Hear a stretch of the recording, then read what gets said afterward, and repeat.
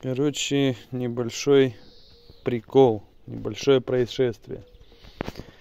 Значит, меняли прокладку ГБЦ, собрал двигатель, новый ремешок ГРМ, там помпа, бла-бла.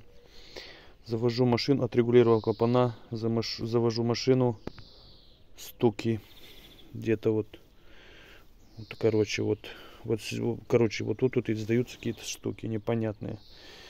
Разобрал.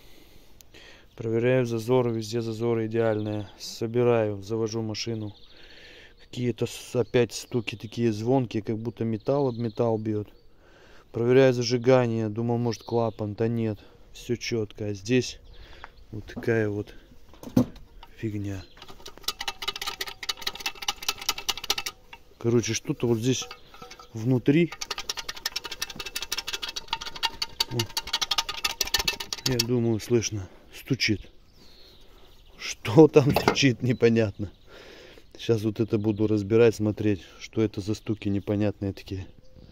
Короче, не помню, говорил, не говорил, что это за машина. Это ВАЗ-2109, 1.5 бензин. И вот они, наши стуки. Вот они. Кто-то когда-нибудь видел такое? Что это такое? Ну, что это такое, я знаю, это сетка. Короче, она не затянута. И вот эти стуки вот отсюда и выходят.